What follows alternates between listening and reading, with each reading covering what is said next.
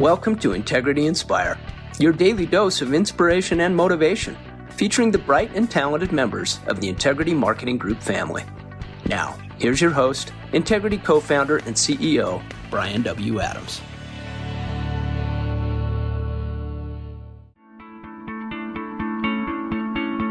Hello, Integrity family, and welcome to this Inspire podcast. I'm so excited to share some important updates and a new partner to our team that is going to revolutionize what we're doing here at Integrity. Now, what we talked about last week at Town Hall was really this holistic planning idea of really creating the third leg of the stool of being able to help people with life insurance, helping them plan for their legacy, helping them with their health insurance. And the way that we help so many millions of Americans with planning for their life and health has been a huge part of our success and really our service to the country.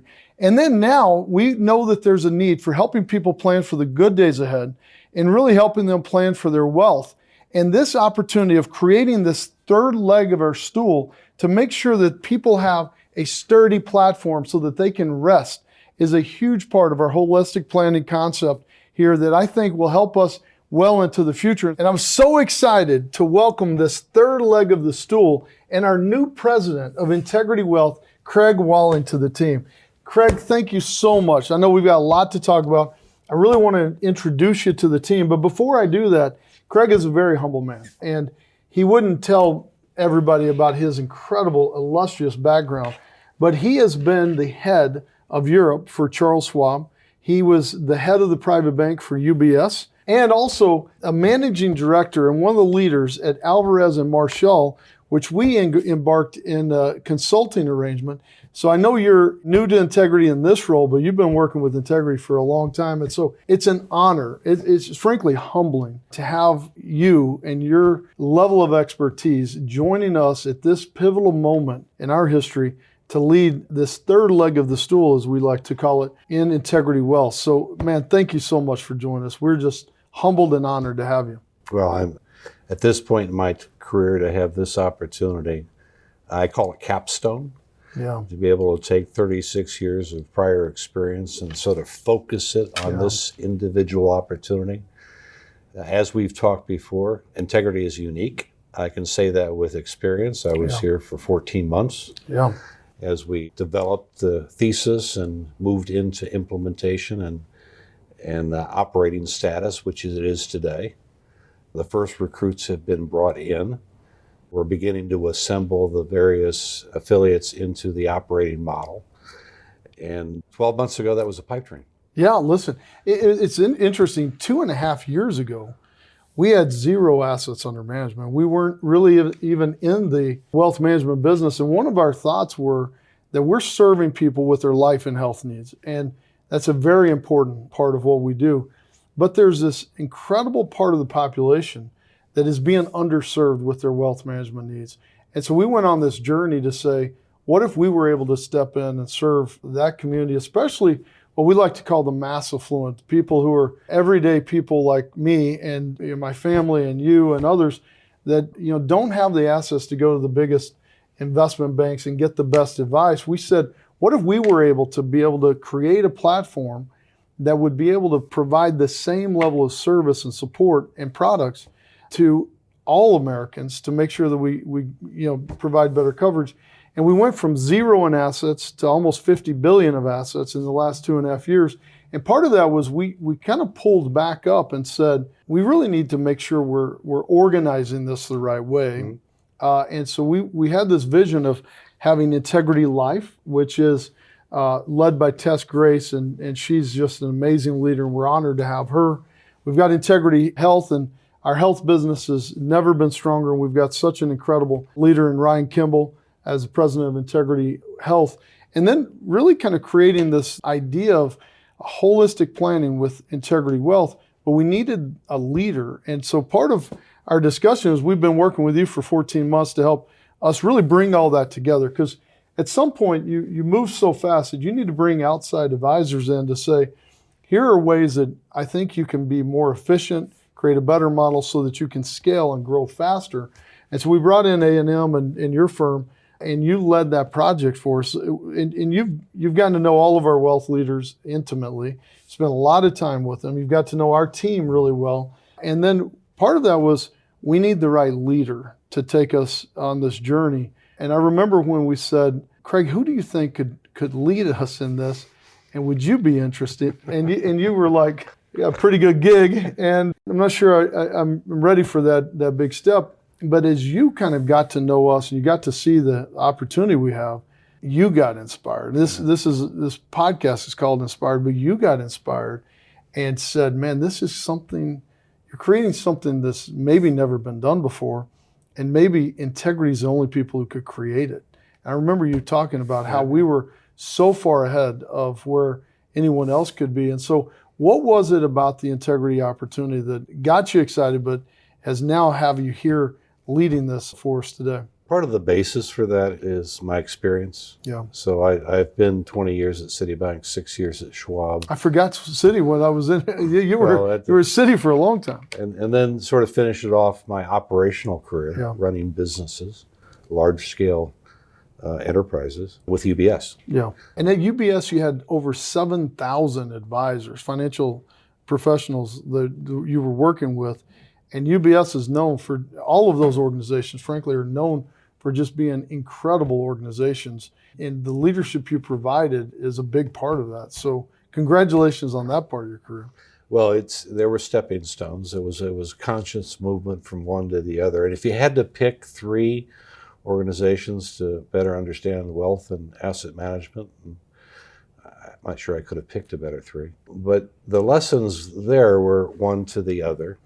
And then the opportunity to work at Alvarez & Marsal for the last 8 years, building, founding their wealth and asset management practice, allowed me to see probably another 150 different business models in the U.S. and Canada and Europe and Middle East.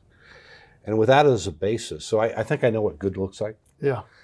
And no question about that. And there are many varieties of good. Right. So I don't think there's one good. It depends on where you are and the arc of your evolution as an enterprise. So I came into Integrity January 9th of last year on basically an assessment in terms of, do we have something there? Is there a there? And is it a valuable thesis that we can build a wealth management platform that can scale? Right? When you think about strategy, you think about, well, who's your target market? And you've got one. In fact, you've got 500,000 agents. Yeah. Right? So you've got an embedded distribution. You think about differentiation. Well, as I looked over the partition, your collection of health, wealth, and life assets are almost beyond compare. Doesn't mean that they're fully mature. Yeah. But the underlying capabilities that you have available within your four walls, I've seen nothing like it. The data that you surround, there's certainly nothing like that. The number of leads that you generate today and the potential for that to go forward, intersect data, is beyond compare. And I would say that worldwide. And so when I take a look at the assets that you have, and then the brand that you've created, and the most exciting thing about the journey, what I'll call the destiny, is making that brand come alive. The biggest issue in our industry, our wealth industry today, is that clients don't fundamentally trust our industry. And the only way to overcome that is to demonstrate competency around that trust. You own integrity. You're the only one that owns integrity. Yeah. It's ours to win or it's ours to lose. And for us to be able to pour value into the brand and differentiate, because there is integrity in this industry, and it's not just about wealth, it also covers health and life. That's an incredible opportunity to change the opinion of millions of people who think otherwise. Yeah. And need those things, that advice, that plan, so that they can fulfill, right, whatever aspirations that they have, and, as you say, plan for the good times ahead. Yeah, look, I think you just hit on a lot of really important parts. There is, especially for the mass affluent, the primary people that we work with, the middle market to the mass affluent, there's very little advice for for that segment of the population, especially when it comes to robust wealth planning. And they frankly need it more than anybody because they're really working hard for every dollar they earn, and they've been able to do some incredible things, and now they need to preserve it and make it work for them. And it's frankly sad to me that there's not more service to people like my mom and dad and my mother-in-law and father-in-law, because as they retire, there was very little options for them. And so as you think about just the way that we're already working with that level of clientele, helping them with some of the most important decisions that they have, I truly believe we have an obligation to continue to serve them, which has been a big part of our calling and what we do is to serve Americans with these important life decisions. And I think as you get older, there's two main concerns that people have. And it's really their health and their wealth. And depending on where their health is, depends on where they would rank that, if you will. And then they also want to leave a legacy. And so we're helping them with their health. We've done an incredible job. We help millions of Americans every year with their health insurance. And I believe with our independent agent base and our amazing people who are out serving that community, and they're powered by companies like Integrity, there's no better solution to help give them unbiased advice to help them make sure that they maximize their health care. The other part of that is we're helping people with their legacy, and that's really through our life insurance products. But when it comes to wealth, I do believe if you're going to say that you're going to holistically serve people, then you have to put your money where your mouth is, and you've got to be able to really say, then we're going to holistically do that. And you hit on something that there's a lack of trust when it comes to wealth management in a lot of cases. And the truth is because they haven't been served very well, and is a big piece of that. And the other part is they've worked so hard for every dollar that they've gotten. And so they need to be able to trust their advisor, and you can't have trust without integrity. And so if we bring integrity into the equation and we can serve people with integrity, I think that the sky is the limit. And what we've already been able to assimilate is really exciting from that perspective. And now we're just needing to take it and scale it so that we can holistically serve even more people. That's why we came up with this concept of the three-legged stool, because when you have just one leg, it's unstable. If you're just helping somebody with their life insurance, well then it's unbalanced. You need to help them with their health insurance. And even that brings more stability. But when you add that third leg of the stool and you bring in this wealth, it allows people to have stability so they can sit and rest knowing that they've got a good plan for the good days ahead. And so I just couldn't be more excited to have you leading this. And it was humbling as we were going through this process of you really saying, well, we've collectively put together, and I want to make sure that everybody heard that. Well, we've been able to assemble here at Integrity with life insurance, with health insurance, and now with wealth management. It's hard to find a comparison, and certainly a comparable company that could really scale it the way that we want to and that we think we can. And so what is the most exciting part for you as you kind of enter into this new journey, as you call it the destiny? What do you think is the most exciting part of that? The opportunity. Yeah. So I'm called to jobs, to positions, what I call destinies. And a job has never been just a job. And so I can describe at each one of my steps what the particular destiny was. And for this one, it's bigger than me. And I think it's bigger, quite frankly, than all of us. All of us, I agree. And so that's worthy, right? That's worthy of your time. And I'm purpose-driven. Can't tell you I was always that way. But at some point in time in your life, you just realize you have enough. And it's not about the next house or the next car. It's more about, well, what is it you want to leave behind? What's that edifice that you've helped create for the benefit of millions? You mentioned it. So with someone who has been given so much, and as you learn about my life and lifestyle and background, and all of it was conscious, but all of it was also luck. I still am healthy to talk about it. Why is really the right question. So why does Craig saddle up for this? And one, I think I have the background and energy to do it. I'm with the right team and the right set of resources to get it done. There's an amazing collection of assets across Integrity that we can leverage in this regard. But we have a moral obligation. There are millions, as you talked about. I call one Dexter, I call the other one Gail. I talk about their story and their opportunity and potential that has never been reached because they've never had access to the right resource. And so as you think about how failed retirement twice, largely because it wasn't purposeful. Yeah. Right. And so how do you apply your attention to a bigger need? The interesting fact around the last literally 5 years is technology is now scaled to the point where wealth is not just about the wealthy. That's different than how I grew up at Citibank. Right. All we focused on was find the one with the most money and then try to figure out how to get the money over and then handle them however they wish to be handled. But they'd already met their privilege. Yeah. Today, and part of that was because we didn't have the technology to scale that planning capability, that advisory capability across millions. That technology exists today. Yeah.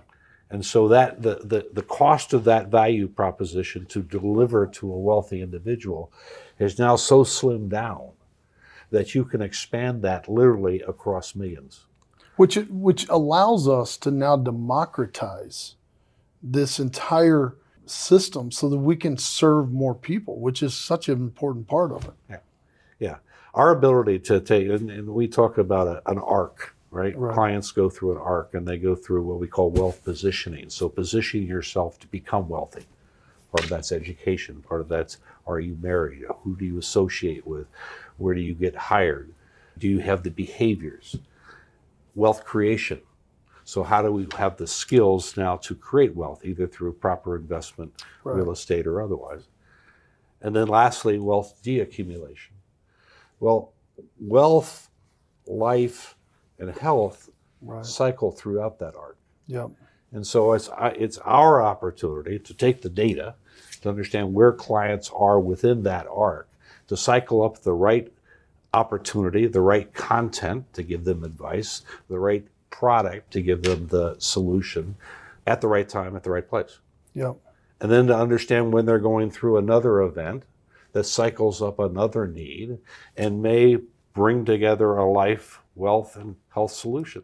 Yeah. As you get into retirement, that's nirvana. Yeah. Because everything cycles up. Right. There's a wealth need, the 401k. There's a health need, the suppmed. There's a life need, at least 5 or 6. Yeah.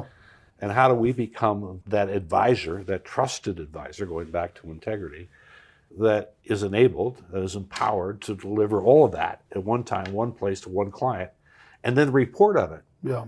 If you look at what I'm dealing with today, despite my situation, I've probably got 8 different providers, 4 different advisors, all of which are giving me a piece of that pie. But frankly, none of them know what the other one's doing.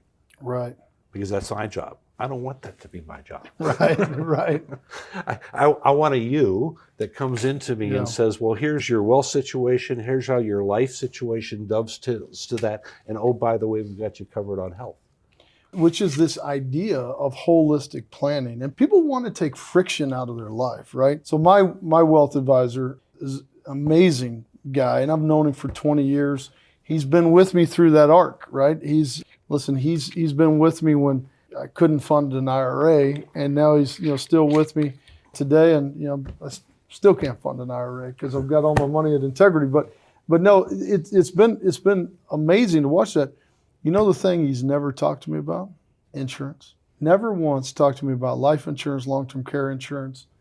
Never once talked to me about health insurance, which is remarkable. Now, he knows I'm in this business, but it's amazing. He's also the advisor to my mom and dad. And he's been with them for a long time. You know what he's never talked to them about? Same thing. Life insurance, health insurance. He's talked to them about mutual funds and S&P indexes, but he's never sat down with them and said, like, hey, he's a trusted advisor. I mean, he's a family friend now, but he's never, frankly, completed that solution to say, let me help you with everything. And even if I don't, even if I can't solve that, I'll bring in somebody who can. Right. And that's sometimes all you need is find me somebody who can come in and help me with this issue that I can trust because I already trust you. And that's where I think with the millions of clients we already have, with the hundreds of thousands of advisors, that have already built that trust. We've already gotten through one of the most important needs or another one of their important needs with life and health. And now being able to say, maybe I can't help you with this, but I can bring in a counterpart that is world-class at this, and they will serve you with integrity, and you can trust them. I think it's just a big part of the opportunity. And it's going to be hard. We've got a lot of work to do to bring this together, and we're going to be asking a lot of our team to help us bring that together. But I think it's one of the most exciting parts of integrity, and I think it is a moral obligation. I say that we're just getting started a lot of times. It's the truth. I truly believe we're just getting started. You're just getting started here, right? And you know the opportunity because you've seen all these different platforms, and you still say, this is something worthy of my purpose. And we also talked about starting with why. And listen, we have one of the strongest whys in the world, and it comes back to that purpose, which I'm so excited about. Now, just to get to know you a little bit better individually, you've had such an incredible career. Like, you've literally worked in places all over the world. I've lived outside of Texas for 1 year. But I like to travel, but I've never lived outside and been in different parts of the world. But I understand your international outlook of like seeing people and serving people internationally started in your childhood. Tell us about that. So what we have in common is Texas. I'm an oil brat. There's a lot of oil and there's a lot of brats in Texas. So yeah, we do have some in common. An oil brat. An oil brat. I've heard of military brats, but I've never heard of it. There's three classes. Okay. There's an oil, there's a military, and there's a diplomat. Oh. And the common denominator is... Do you say diplobrat? Diplobrat. The common denominator is that we're born of American parents who, for whatever set of reasons, spend their lives overseas. And so I was born in Venezuela. Really? Maracaibo, in a Quonset hut.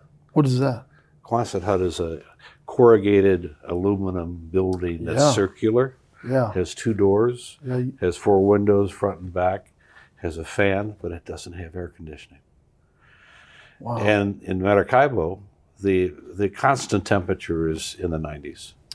And the humidity is in the hundreds. Yeah. I mean, it drips. Yeah.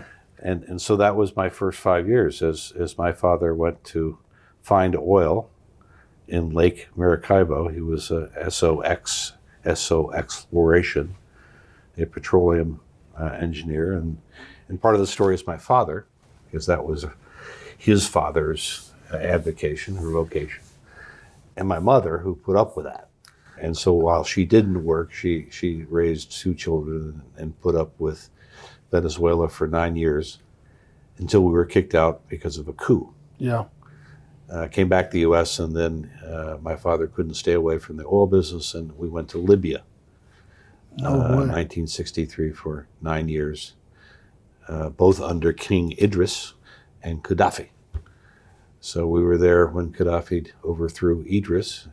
We were flown out by the U.S. Air Force for about 6 months and came back. So but by this time you're 14? 14. So, I mean, that had to be so interesting. Like, what was the feeling like getting kicked out, being airlifted out, and then I can't imagine coming back. That had to be tough. Well, as a child, it was fascinating. So both environments were fascinating because as a child, you don't know anything different. There was no TV. We only had the other children in the oil camps. They could have been American, they could have been French, they could have been. So I grew up sort of in that environment. Some Americans, but really surrounded by those Norwegians, Scottish, those that had oil and had that as their vocation. But it was fascinating. I mean, it wasn't. You had to become resourceful. Yeah. Never had a glass of milk until I came to the U.S. because it was all powdered. Water was all boiled and chlorinated. You ate ham out of a can. It was Danish. Yeah. So it just grew up in a different way than other children of my age at that time in the U.S. and had to learn Spanish, had to deal with non-U.S. and learn different cultures, be sensitive to different cultures. Yeah. You were their guest. And that was sort of indoctrinated into you early, is to understand the culture, the differences, and honor them. How do you think learning those different cultures helped you later in your life and now this career? Oh man, just the value of diversity. Yeah. Right. Each one of those cultures are powerful for what they bring, and be able to understand the value, extract that value, because you had no choice. Yeah. You had to deal with it. Yeah. And you couldn't force your culture on those Right. environments because it just wouldn't work, right? So I, to understand the differences, and then after I grew up that way, we went to Australia, which was more English, but it's still different. Yeah. And it has its own culture, Yeah. right, which is different than the English culture.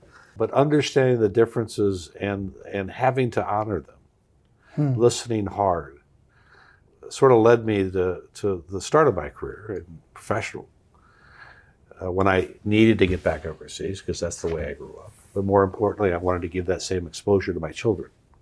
I didn't want them growing up surrounded by TV and those things. Yeah. And I wanted them exposed to different languages, cultures, environments, and encounter discomfort, Yeah. right? Because nothing was Yeah. comfortable. Right. And you had to figure out a way to sort of deal with it. So after I graduated college, I found Citibank because it was purposeful. I could get overseas. They were building out, so they were on a destiny to sort of build financial services worldwide. I was on the beginning of that train, went to Brazil as we built out Latin America, 13 different countries. We got permissions for all the investment products, the consumer products, the pension products, the insurance products across Latin America. And then got my first operating assignment as the head of Citibank Greece. Another different culture. Yeah. But look, you can fake it with Spanish, and you can probably fake it with Portuguese. But I've been to Greece a couple of times. You can't fake it with that. Like, you look at the writing, and you can't decipher the Greek alphabet and to go, oh, I can kind of guess that means, baño means toilet or whatever. You're like, I can't understand anything. So that had to be a whole new challenge. Well, it was, but it was exciting. So I was Greek in school, so I knew the Greek alphabet. Did you really? Yeah, because you had to. Yeah. In the fraternity. And so being able to go in, I could actually read the signs. Now, I didn't necessarily know what they said. Look, I was Greek too, but I can't read. I know. Oh, I could take you back. We still go back every year. We've had friends there. I could still take you back to Greece, and I could show you a sign, and you could pronounce the sign. You may not know what it means. Yeah. But you could do that, and so there was a method to the madness, and there was a Greek for a reason, notwithstanding the history. But that was a tremendously different experience, and particularly from the civilization standpoint and understanding that. Went to Taiwan. That was my Asian exposure, and spent 6 years running Citibank Taiwan.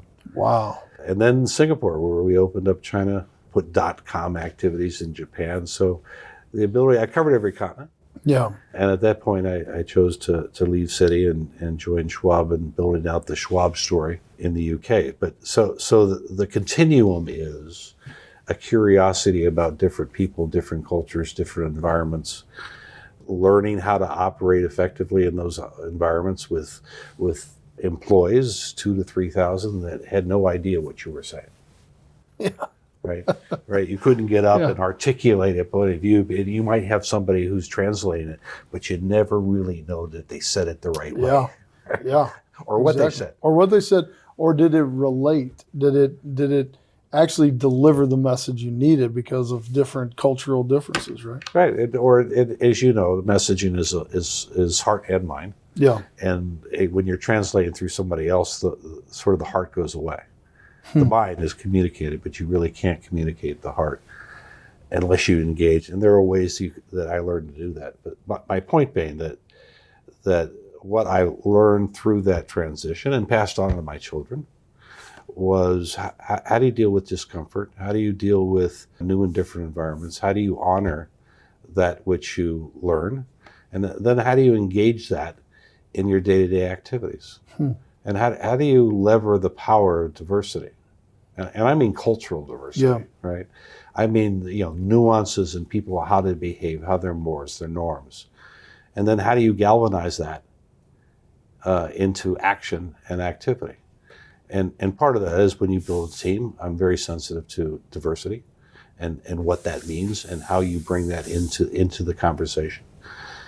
But more important about those millions of people that we intend to serve, it is diverse. Yeah. And so if you pretend to attend to millions of people, then you must somehow be able to reflect that culturally. Right. To be able to impact not only heart, but 100%. mind. I 100% agree. Look, it's remarkable, your background. And you're known in the industry as a builder that doesn't back down from challenges, even cultural challenges of going to a new place. Like, I mean, I can't even fathom like going, okay, we're going to Taiwan and we're going to find a place to live and I'm going to figure out everything else. And you've just never backed down from that. What do you think drives your innate desire to keep building and serving others? I really don't know. I mean, I think there are certain types of people that are born to serve. Yeah. It's just, I agree. In their sense. Yeah. And whatever job I've ever had, it's always been service oriented. And the wonder of the job that I've had in wealth is there's a commercial aspect to it. So there's a business, there's performance, there's results, there's dashboards, there's outcomes. But it's a great combination of commercial and softer skills, the ability to talk to a client off the ledge in a difficult situation. And so the combination of being able to engage people, advisors, agents, clients, and have a commercial underpinning is a wonderful combination. Oh, I agree. It's so rare. It truly is rare. It's amazing how people compartmentalize different things today. But it's rare when you find that unique set of skills that can have a servant's heart and be able to really help serve them in different aspects, which is a big part of it. Now, you've had such a, like, you remember that Dos Equis commercial where it's like, you're the most interesting man in the world? You kind of fit that criteria in so many different ways. And we could go on forever talking about some of the different cultural learnings you had. So you've just reached this point in your career that you could easily, and we kind of started talking about this, you could easily slow down. You could easily say, look, I could ride off into the sunset. Sure. You could keep doing what you were doing. You could just enjoy what you've built. And it's been remarkable to see what you built. Here at Integrity, we don't slow down. The sun doesn't set at Integrity. Usually we're hard charging. We've got a mission, we've got a purpose, and we're going to serve a lot of people. And you knew that coming in. And you've worked with us and you've seen the intensity of what we're all about. Why Integrity Wealth? So coming back to that point, just as you kind of double click on that, I know you had to think, and I know you had to talk to your wife and go, like, am I crazy for doing this? But just once again, talk about where we go from here and why now? Why Integrity Wealth? Because it exists. Yeah. Right. The opportunity exists, and you can't deny that destiny of that journey. So I'm called to activity. There's a calling here. Yeah. I don't feel a calling in retirement. Been there, done that. Yeah. I've played all the great courses, virtually all the great courses in this world. Yeah. You can only do so much of that. Yeah. I am blessed with a wife that she didn't hesitate. She knew that was my call and that was my passion, and that's how I wanted to engage my time.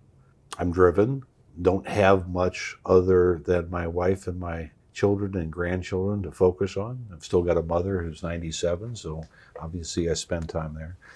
So long story short, for me it's an easy, saddle up. And certainly I enjoyed my time at Alvarez & Marcel, built a great practice. Amazing company. Yeah, it was a hard decision. But I wasn't called to action. And the part of the problem is that, and I successfully was able to transition to consulting, which is different than sort of being an operator, being responsible for results as opposed to consulting. I miss that. Yeah. I miss building something. So when you consult, you give advice and you leave behind PowerPoint packages, but you don't ever know whether... Did they execute it or not? Yeah. Right. Yeah. And nor did you have any influence in that, Right. right? And so the ability to take what we built over 14 months, and we worked hard, Oh, yeah. in combination. So it wasn't just our product, it was a collective product, and certainly I had more than enough help from Integrity to get that to the table. Eric and Tom were beyond amazing. But the ability to actually deliver that, as opposed to say, well, how are they doing? To be responsible for that, to be accountable for that, to work within this organization, to galvanize support and interest. Yeah, that's special. Well, I also think you're special in so many different ways. And I think we talk a lot about this at Integrity, about leaving a lasting legacy. And I think you make a great point that there's nothing wrong with sailing off into the sunset, playing golf, whatever you want to do. But when you're really purpose driven, that is where you take all the God-given talents and skills that you've been blessed with, and then you're able to leverage those to serve more people. That's what inspires me. And that you inspire me. And I hope that all of you have been just as inspired by this conversation today, by not only one of the most interesting men in the world, which we can't wait to learn more about some of these stories, but about the purpose that we have and the obligation, I truly believe we have, to help people plan for the good days ahead, help them have a holistic plan that they can rest with their life, health, and wealth. And if not us, then who, right? And there's very few people that have the resources, the skills, the talent, the scale that we have, the advisor base and the agents, the consumer base that we're already serving, and like you said, the trademark on integrity to really come and serve people, earn their trust, and serve them with integrity. And so I am honored to announce that we're creating Integrity Wealth, and our intent is to be a major provider of holistic planning, certainly in the U.S., and who knows, maybe one day even beyond that with your experience, because I believe that there is no limit to how many people that we can serve. Again, I say we're just getting started, but I know you believe that, and I know I believe that, and I know everybody on this podcast believes that we truly are just getting started and the best days are ahead of us, and we're going to help a lot of people plan for the good days ahead. So thank you so much, Craig, for joining us. Thank you for being our partner. I can't wait for you to serve and help us build this platform to serve tens of millions of people with their wealth planning needs with integrity. So it's going to be a lot of fun. Good. Well, listen, have you ever been reborn? Yes. Okay. So this last week has been an incredible experience for me as I've seen the progress, right, since I left 3 months ago to go back to my day job at Alvarez & Marsal. The progress under Tom and Eric's leadership has been nothing. Rob Hudson, the whole team, Rick, the whole team. It has been incredible. And so I'm gifted by that. I think we have a plan. We'll execute the plan. Those are mechanics. Yeah. And whether it be product or delivery or capability, putting together the mechanics is not where I think the challenge is.